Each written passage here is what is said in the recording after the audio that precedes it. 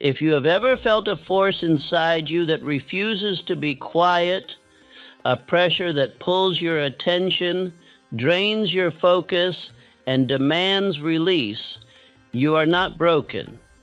You are powerful without direction.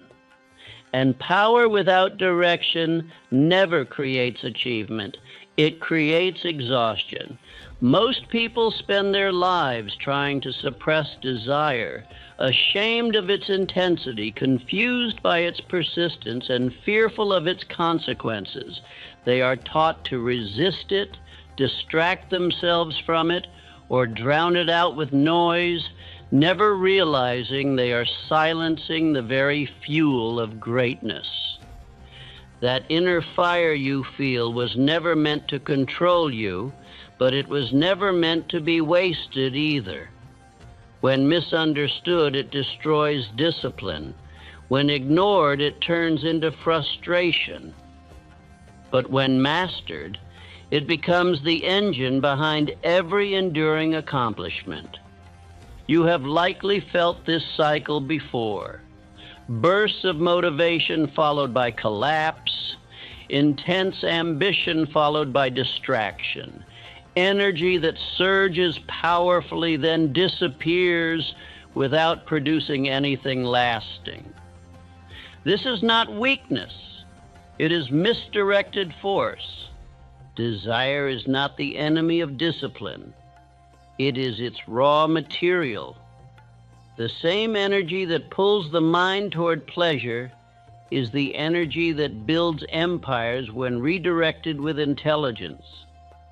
But no one teaches how to make this conversion, so most people remain conflicted. This is why so many capable individuals never reach their potential. They possess enormous drive, but no mechanism to convert it into sustained purpose. Their energy leaks into impulse instead of structure, release instead of creation, relief instead of results. You may have been told that achievement requires denying desire altogether. That belief is false. Suppression does not create mastery. It creates internal war. An internal war always drains the strength needed to build anything meaningful. There is a law that governs this force, a law so misunderstood that it was nearly erased from conversation. Not because it is dangerous, but because it is powerful. When understood, it explains why some rise steadily while others burn brightly and fade. This law does not ask you to become less human. It asks you to become more deliberate. It teaches you how to take the strongest impulses you possess and redirect them upward, transforming urgency into endurance and passion into purpose. Most people experience desire as something that interrupts their goals. In truth, it is the very signal that energy is available. When that energy is guided instead of released blindly, it multiplies effort instead of sabotaging it. You have seen men with less talent surpass those with more. You have watched focus outlast intelligence and persistence outperform brilliance. The difference was never capacity. It was the ability to convert raw inner force into disciplined action. This conversion does not happen accidentally. It requires understanding, intention, and repetition. Without these, desire controls behavior. With them, desire becomes obedient, serving the aim instead of distracting from it. When this law is ignored, ambition burns hot but short. When it is obeyed, ambition becomes calm, relentless, and unstoppable. The outward behavior looks disciplined, but the true work happens beneath the surface. You may feel resistance even reading this. That resistance comes from years of misunderstanding your own nature. You were taught to fear desire instead of commanding it. And what we fear, we never learn to master. This law explains why some people never seem to lose momentum. Their energy does not spike and crash. It circulates. It feeds thought, strengthens resolve, and sustains effort long after novelty disappears. Achievement is not built on motivation. Motivation fades. It is built on converted energy that continues working when emotion settles. That is the difference between momentary success and lasting impact.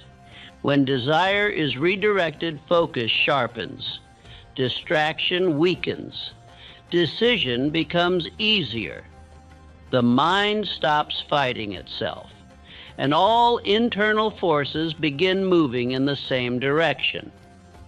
This alignment feels unfamiliar at first.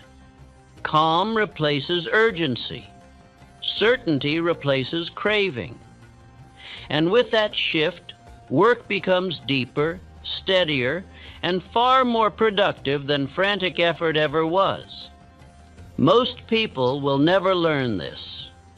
They will continue swinging between impulse and restraint, pleasure and guilt, motivation and collapse. Not because they are incapable, but because no one showed them how to convert power instead of wasting it. This law was never meant to be popular. It demands responsibility.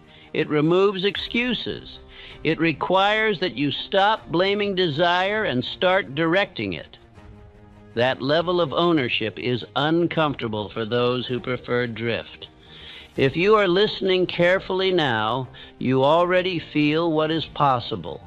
Not suppression, not indulgence, but command. The ability to turn the strongest force within you into steady forward motion. This is the art most people never learn. And once you understand it, nothing about your effort, your focus, or your results will ever feel the same again. Within every man lives a flame so ancient, so insistent, that he cannot remember a moment of life without it. It stirs in youth, grows restless in manhood, and if misunderstood, burns through his years without producing anything of permanence. This flame is the vital fire. It is the original energy of life itself, the current through which all creation moves. Most men call it desire. Some call it lust. Few ever call it what it truly is, power without discipline. Power in its rawest form is dangerous, not because it is evil, but because it obeys no order. When a man learns to govern this flame instead of flee from it, he touches the foundation of every achievement that endures beyond his breath. The average man lives as prisoner of this fire. He wastes it through worry, drains it through indulgence, or buries it under shame. He does not know that the very energy that causes him turmoil is the same energy that built every bridge, cured every disease, and wrote every song of lasting beauty. He spends life fearing his own furnace. You may feel this conflict within yourself, the tension between your noblest vision and your strongest appetite. You strive for control, only to fall back into impulse. You discipline yourself for a time, only to watch discipline collapse the moment emotion rises. It is not weakness that defeats you. It is ignorance of the law of redirection. Desire, ungoverned, will always seek the nearest outlet. It is a river that must flow, and if you block it without guidance, it will carve its own ruinous path. Suppression breeds disease of the body and confusion of the mind. Indulgence breeds fatigue and guilt. Only redirection gives life. When I say redirection, I speak of turning the same energy that seeks pleasure toward the pursuit of a definite aim. Every emotion carries motion within it. If you deny that motion entirely, you create stagnation. But if you give it command, it becomes enthusiasm, vision, courage, and persistence. Thomas Edison felt this restlessness deeply. He was not content to sit quietly. His nerves demanded expression. Where other men would exhaust their energy in leisure, he poured his into experimentation. What others called obsession was simply energy seeking the right direction. In that furnace of focus, 10,000 failures became 10,000 steps toward mastery. Andrew Carnegie once confessed that his early ambition was not virtue. It was appetite for conquest. The same hunger that drives men toward destruction drove him toward empire. But when that hunger found structure, when it discovered order and purpose, it became discipline. His factories were the physical reflection of his mind under command. And Napoleon Bonaparte stands as both lesson and warning. His inner fire, when directed by vision, built empires. When seized by pride, it devoured him. Energy that is not governed will always consume the vessel that holds it. Every thought, every act, every impulse that rises within you is energy begging for assignment. When you attach that energy to a definite purpose, it refines itself. The same force that once sought escape now seeks expression. The body becomes servant of the mind, and the mind, in turn, becomes servant of an ideal. You cannot destroy desire, but you can refine it. Fire cannot be removed from existence. It can only be shaped. The same flame that burns cities also forges steel. The same impulse that leads to ruin, when educated, leads to genius. Understand that every work of creation begins as emotional heat. Emotion stirs imagination. Imagination shapes vision, and vision crystallizes into achievement. The cold intellect alone builds nothing. It calculates but does not create. Emotion is the spark. Direction is the wick. When you feel that powerful surge of energy within, do not flee from it. Do not apologize for it. Ask instead, where shall I direct this? That question, asked sincerely, separates the weak from the wise. For where emotion meets order, miracles are born. Suppression destroys power because it severs the connection between feeling and creation. A man who denies his emotions denies his engine. Indulgence wastes power because it spends energy without structure. But mastery, that sacred middle ground, turns chaos into harmony, motion into construction. I have studied thousands of men of success, and I tell you with certainty, not one ever achieved greatness while despising his own nature. They learned to master it, not mutilate it. The power that builds worlds cannot be conquered through shame. It must be trained through respect. Desire becomes sacred when it serves purpose. The same current that rushes toward pleasure, when directed upward, becomes imagination. Imagination is nothing more than passion, ascending toward thought. Thought held long enough becomes plan. Plan acted upon becomes creation. There exists within every man a moment of choice, a split second where impulse appears and reason awakes. That is the moment of redirection. The man who recognizes it can steer the current upward toward a task, a vision, or a cause. The man who ignores it becomes servant of habit and slave to circumstance. When emotion rises, breathe and aim.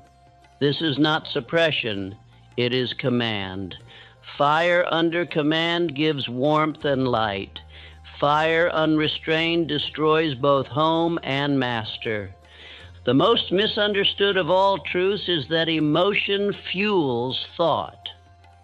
Men have been taught to think coldly, to separate reason from feeling.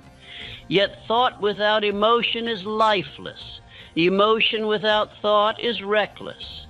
The two together, harmonized, form genius. To attach feeling to a definite aim is to give birth to power. To attach feeling to fear, doubt, or pleasure alone is to scatter that power. The disciplined man becomes a lens. The undisciplined remains fog. I do not suppress desire, I direct it. My energy serves creation, not escape. What once distracted me now drives me. Repeat these words not as sentiment, but as command. Say them when temptation arises. Say them when fatigue tempts surrender. Every repetition engraves obedience into the subconscious. You will know the moment this law takes hold within you. The energy that once demanded release will begin to serve you. Ideas will appear during rest. Endurance will rise when others tire. You will feel as though you have tapped a hidden spring that never empties. Your speech will change. You will talk less of resistance and more of vision. Your eyes will carry intensity, but your tone will carry calm. Men will feel your energy even in silence. Women will sense strength behind restraint. Opportunities will gather around your steadiness. Desire, when detached from aim, seeks release. Desire, when attached to purpose, seeks result. The same current that enslaves the drifter empowers the master. This is the moral truth. That which tempts you to weakness, if obeyed by discipline, will make you strong. No man was ever punished for possessing desire. He is punished only for wasting it. Faith is not blind belief. It is confidence in higher direction. Persistence is the governing of fire by will. Transmutation is not denial. It is the redirection of flame upward. Every virtue men admire is built upon these three. The law is simple, but not easy. It demands awareness. It demands patience. It demands that you face your own nature without shame and then command it with love. The man who learns this becomes a furnace of creation. From this point forward, remember, the force within you is not curse, but calling. It is the Creator's whisper saying, build. It was never meant to destroy. It was never meant to be hidden. It was meant to rise. And when it rises under order, you will discover that discipline and desire were never enemies. They were partners awaiting reunion. What others call temptation, you will call opportunity. What others flee from, you will use. What once consumed you will begin to sustain you. That is the beginning of mastery. Your productivity will rise without visible strain. Your mind will become clear, your heart steady, your will immovable. This is the transformation that marks the true student of success. Fire no longer feared, but faithfully directed. And when that fire burns in harmony with your definite aim, it will illuminate every step of your journey until your very presence becomes a source of light to others. There is a sacred point in every man's development when he ceases merely to restrain energy and begins to govern it. To restrain is defensive. It halts motion but breeds frustration. To govern is creative. It redirects motion toward a chosen purpose. The moment you begin to govern desire, you are no longer a slave to emotion. You have become the engineer of power. You cannot destroy energy. It is eternal. You can only convert it from one form into another. The same current that pulls a man toward indulgence can pull him toward invention. The same flame that heats passion can forge perseverance. Desire, when married to will, becomes courage. When refined through thought, becomes genius. I call this process the furnace of conversion. It is the place where chaos becomes command, where impulse becomes structure, where the man learns to shape his own power. Inside this furnace, the heat of emotion meets the mold of discipline, and a new form of self is cast, stronger, calmer, clearer than before. Most people live at war with this furnace. They fear the intensity of emotion because they do not understand its purpose. When desire rises, they rush to extinguish it through distraction. When it returns, they drown it again in pleasure or guilt. They never realize that each surge of energy was an opportunity, raw material waiting to be refined into progress. The first step in mastery is understanding that emotion is the fuel of creation. Logic may design, but emotion provides the fire. The mind without emotion is a lamp without oil. You cannot create greatness through cold reason alone. The heart must burn behind it. The question is not whether you feel too much. It is whether you feel with direction. The mind must learn to hold this fire without spilling it. The furnace does not rage uncontrollably. It burns within boundaries. The walls of the furnace are your daily discipline, your fixed schedule, your written purpose, your chosen aim. These walls keep energy concentrated where it can do the most work. Without them, the flame escapes into waste. Every act of indulgence is an act of leakage. Each time you surrender to fleeting pleasure, you disperse energy meant for creation. You empty the reservoir before it becomes power. The man who indulges excessively loses not only vitality, but also vision.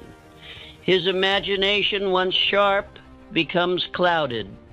The appetite that once inspired him now enslaves him. Repeated indulgence dulls the edge of imagination. The mind that chases sensation loses the capacity for sustained vision. Pleasure repeated without creation weakens purpose. This is why the greatest achievements come from men who learn to delay gratification, who turn the fire inward until it burned through limitation and into inspiration. The creative mind is the natural outlet of sublimated desire. When physical intensity is directed upward, it becomes the spark that lights invention, art, and leadership. Every great artist has felt this truth. The poem, the painting, the symphony, all are children of desire refined into beauty. Passion, when denied expression in body, seeks expression in creation. Henry Ford did not suppress his obsession with machinery, he refined it. What began as restlessness became an empire. He poured emotional intensity into mechanical precision. Each model, each process, each improvement was the fire of desire made visible through structure. His persistence was not mechanical, it was emotional fire converted into disciplined motion. Leonardo da Vinci possessed energy of almost unbearable magnitude. His fascination with the human form was not merely artistic, it was spiritual. He saw in physical beauty the reflection of divine geometry. His desire became curiosity. His curiosity became invention. His invention became civilization's inheritance. He did not extinguish passion. He elevated it into wonder. Charles Schwab, a man of fiery temperament, once admitted that enthusiasm was his greatest asset. But raw enthusiasm alone achieves little. It must be disciplined into leadership. Schwab's enthusiasm, guided by purpose, became contagious. It ignited confidence in his men. That is the secret of magnetic leadership. Controlled emotion transmitted through vision. You must become as these men, not suppressors of energy, but directors of it. The moment you learn to catch the spark of desire and feed it into your chosen purpose, you cease to drift. You become a steady current of productive power. The mechanical process of transmutation is simple in law but difficult in practice. Thought directs emotion. Emotion fuels action. Action crystallizes idea. When these three are harmonized, the result is genius. Break the chain anywhere and energy disperses. To master this chain, begin with thought. Fix your mind upon one definite purpose, something that absorbs your imagination and stirs your emotion. Desire alone, without aim, is wind in the desert. But desire fixed upon purpose becomes a gale that moves mountains. Next, feed emotion into this thought. Feel it as if already achieved. The subconscious mind cannot distinguish between imagination and reality. It accepts repetition as evidence. Each time you visualize success with conviction, you instruct the silent forces of your nature to make it real. Then act. Thought and emotion without action remain vapor. Action is the bridge between the invisible and the visible. Each act, no matter how small, channels energy from the unseen realm into form. Action is the physical signature of faith. Repeat this process daily. Repetition is the rhythm that stabilizes fire. Just as the heartbeat sustains life through steady cadence, the rhythm of daily purpose sustains progress. Every morning you renew your signal. Every evening you record its results. Over time, your mind and body fall into alignment with your aim. The greatest test will come not in moments of weakness, but in moments of strength. When energy surges and everything within you screams for release, pause. In that pause lies your power. To hold energy and not waste it is to store lightning in your will. That lightning, when released under control, lights your path rather than burns your house. I have seen men turn defeat into triumph through this law. One, a clerk weary of obscurity, began to recite his purpose each dawn. I am building an enterprise that serves millions. His co-workers laughed, yet his tone remained steady. Within years, opportunity appeared, and his business flourished. He had done nothing mystical. He had simply redirected his emotional current toward consistency. Another man, once plagued by destructive habits, discovered this furnace through desperation. Each time temptation rose, he transmuted it into action, studying, writing, building. The energy that once enslaved him became the power that liberated him.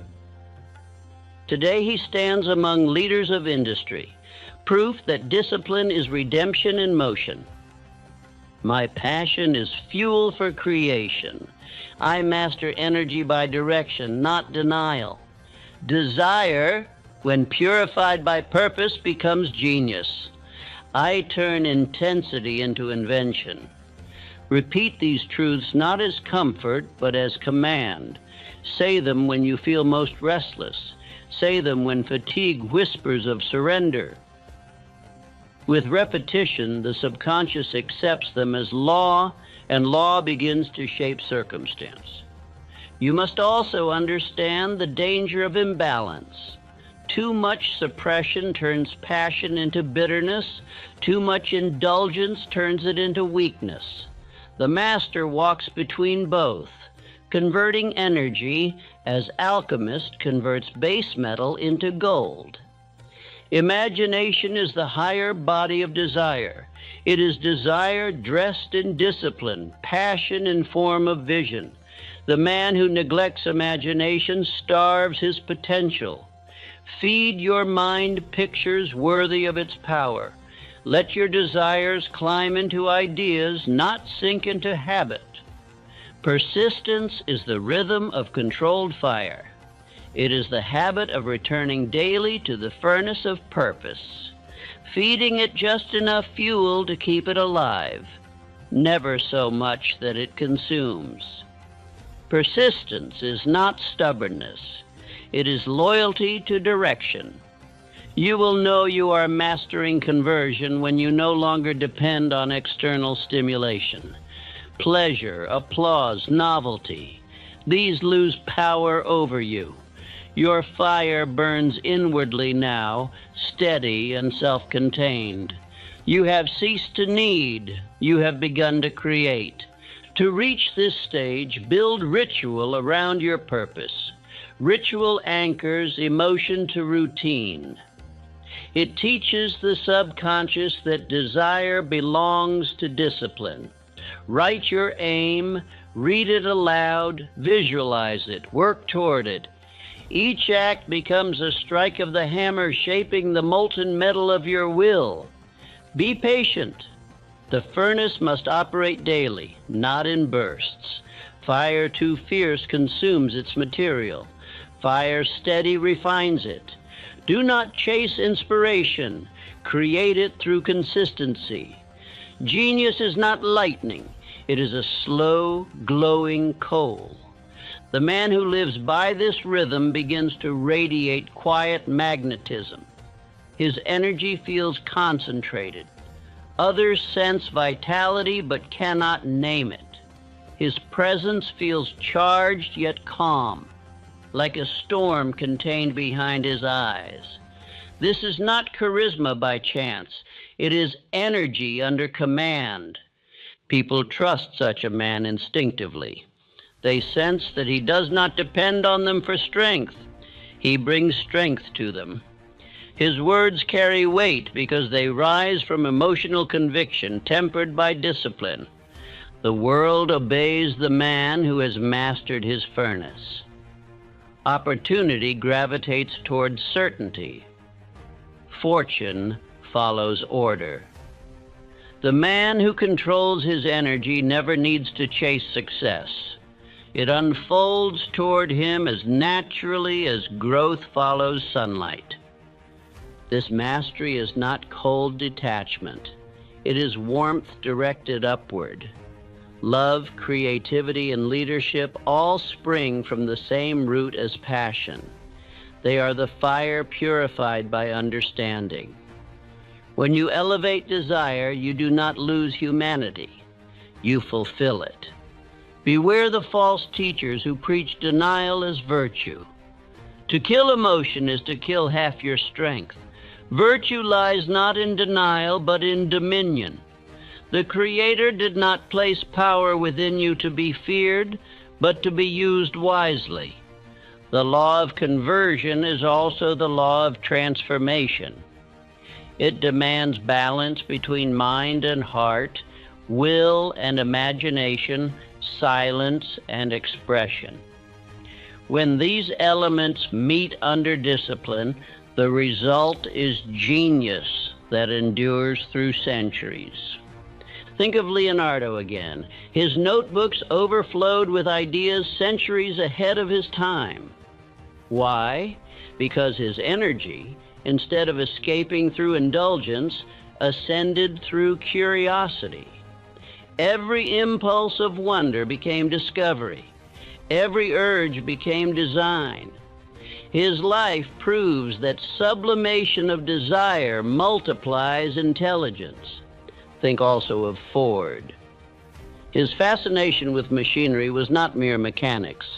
It was devotion. He transformed emotion into precision, restlessness into repetition, enthusiasm into system. That is what makes invention stable.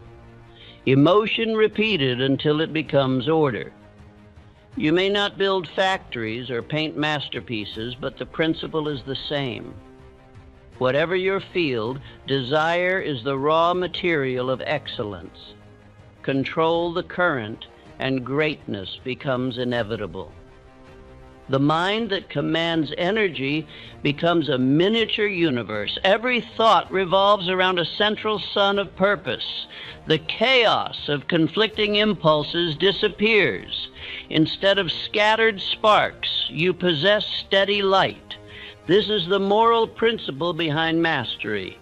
Direction without repression. True morality does not demand that you extinguish passion. It demands that you serve others through it. When your energy builds instead of destroys, when your desire uplifts instead of consumes, you have become moral in the highest sense. You will notice, as mastery grows, that joy replaces tension. The energy once tied to anxiety now fuels creation. Work no longer feels like burden, it feels like expression. You no longer chase results, they emerge as natural consequence of harmony within. Each time you choose direction over distraction, you strengthen your furnace. Each day you remain faithful to purpose. You polish the mirror of your mind through which infinite intelligence reflects ideas. The world begins to whisper its secrets to the disciplined. Do not confuse this with suppression of individuality. The man of mastery is not dull. He laughs, loves, and dreams deeply. But his emotions serve him. They no longer scatter him. His fire warms. It no longer burns uncontrolled.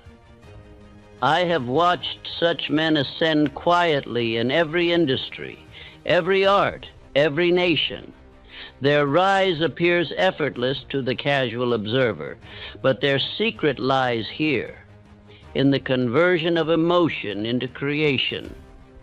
They are never hurried, never desperate, never fatigued, because they draw from an internal wellspring that others constantly spill.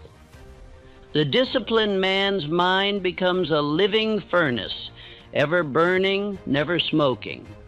His thoughts radiate clarity, his actions follow rhythm, his results appear inevitable. This is the law written in the structure of existence. Energy obeys order. The higher the order, the greater the result. Emotion directed by purpose becomes power. Emotion without purpose becomes chaos. The choice is yours in every moment of temptation or distraction, to waste or to wield, to flee or to forge. Each decision is an act of creation. And when you live long enough within this furnace, when your energy moves only toward construction, you discover peace. Not the peace of idleness, but the peace of precision. Every part of you works together. You no longer fight yourself. You command yourself. In that harmony lies immortality. The works you create through converted energy outlive you. They bear your rhythm, your vibration, your law. This is how men achieve eternity, not through years, but through usefulness that never ends. When the day closes and you look upon your work, you will see reflected in it the face of your own disciplined power. You will know that every victory, every creation, every step of progress was born from the same fire that once tempted you to weakness. You will understand then why I call this the furnace of conversion, for it is here that man learns to turn the flame of appetite into the light of achievement, and in doing so, transforms not only his destiny, but the world around him. There comes a day when a man realizes that mastery is not about control. It is about peace. Control still belongs to effort. Peace belongs to understanding. The moment you understand that the fire within you was never your enemy, you cease wrestling with it. You cease fearing its strength. You learn to walk beside it as a friend, and together you travel toward purpose without resistance. When the fire becomes obedient, life changes. You no longer swing between indulgence and restraint. The same energy that once agitated you becomes the calm heartbeat behind all creation. The restlessness that once sought relief now fuels endurance. What was once lust becomes love for your work, devotion to your cause, reverence for your ability to build. You begin to see that emotion, when purified by understanding, becomes the highest form of intelligence. The mind alone may reason, but the heart alone creates. The union of the two, reason disciplined by emotion and emotion guided by reason, is the marriage from which greatness is born. At this stage of transmutation, you no longer feel the fire as temptation. You feel it as direction. You sense within yourself an invisible current guiding your thoughts, your speech, your timing. You move through the world not as one who struggles, but as one who is carried by unseen rhythm. This is the state of harmony with the law. All lasting achievement springs from this harmony. Effort alone exhausts itself. Discipline without joy grows brittle and breaks. But when desire and discipline walk hand in hand, they form the unbreakable chain of perseverance. This is the quiet power behind every empire, every discovery, every immortal creation. Think of Abraham Lincoln. His life was a furnace of sorrow and longing. Yet he never permitted that pain to waste itself in bitterness. He transmuted it into patience, empathy, and purpose. His deep emotional nature, once a burden, became the source of his strength. The flame that could have consumed him instead warmed a divided nation toward healing. Think of Edison, once again at his bench, through the long night of failure. Others saw fatigue. He saw progress. His fire never erupted into frustration because it had already been converted into endurance.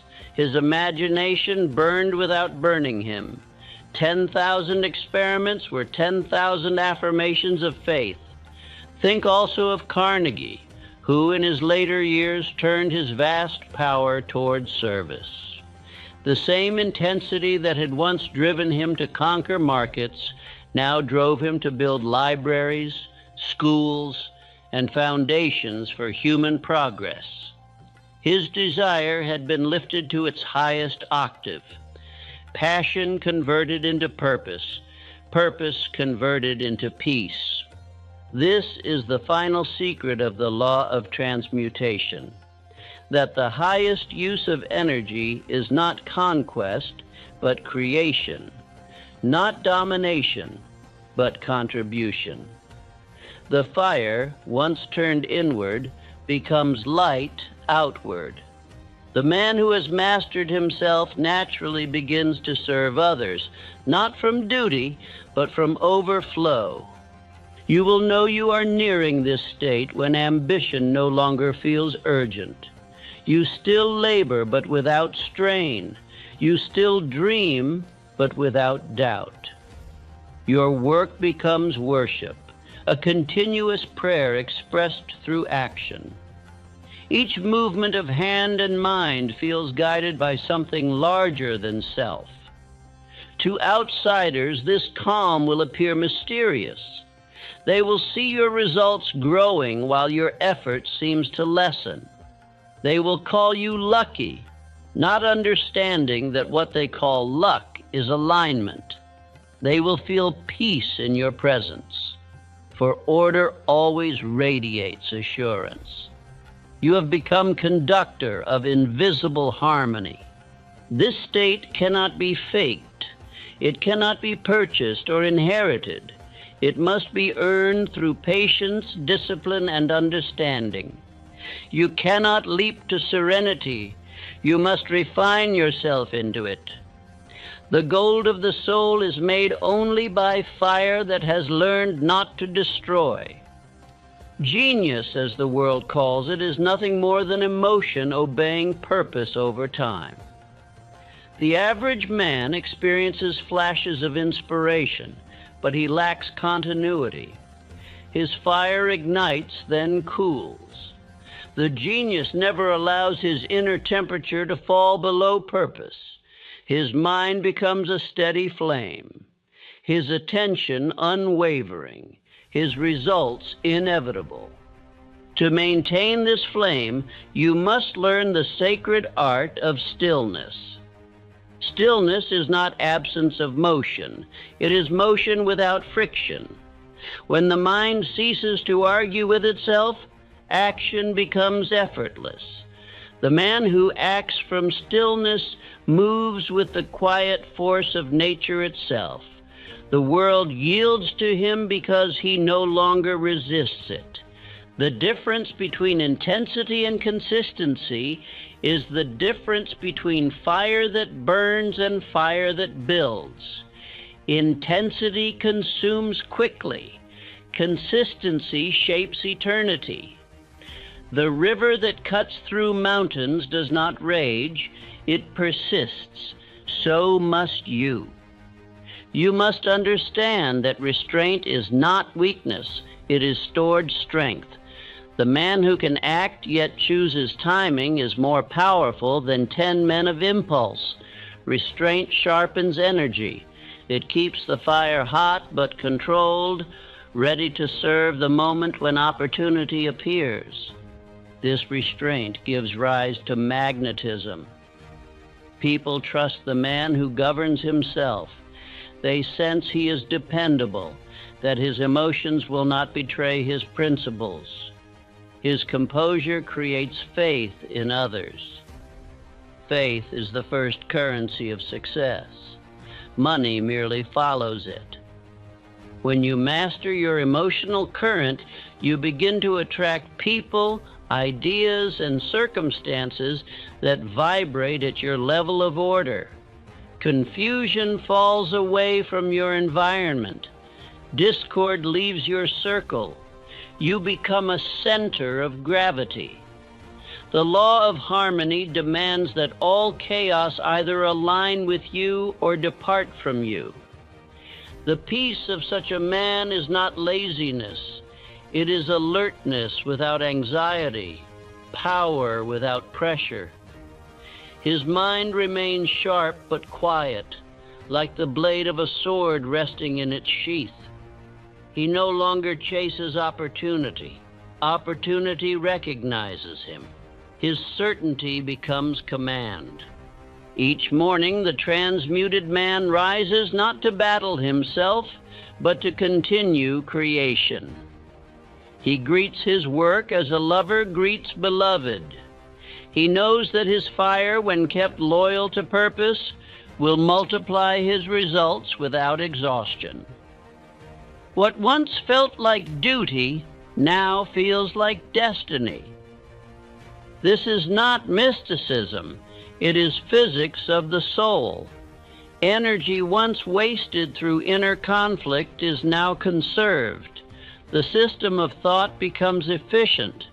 No leakage, no guilt, no regret. Every cell of mind and body moves toward one end. The man becomes an organism of purpose. I have watched men reach this state and transform entire industries. One, once restless and discontent, became serene leader whose calm decisions rescued a failing enterprise. Another, once consumed by craving, became scholar whose work enlightened thousands. Each had learned to change the direction of his fire without diminishing its heat. To live by this law is to be reborn each day. The fire no longer enslaves, it renews. The man who once feared his own power now rests within it. He no longer measures himself against others, for his competition ended when inner conflict ceased. He no longer prays for strength, because strength has become his nature. Every emotion he feels becomes instrument of advancement. Love sharpens his purpose. Anger fuels correction without hatred. Desire quickens creativity without disorder. Even sorrow becomes wisdom. Every element of his being contributes to creation rather than contradiction. To reach this stage, you must make peace with your humanity. The law does not demand sainthood. It demands self-honesty. The very impulses you once condemned are the instruments of your future, if rightly tuned. There is no part of you that cannot serve your greatness when placed under discipline. The transmuted man no longer fights temptation. He redefines it. What once tempted him to weakness now reminds him of power. He thanks the moment of struggle, for it gives him a chance to demonstrate mastery.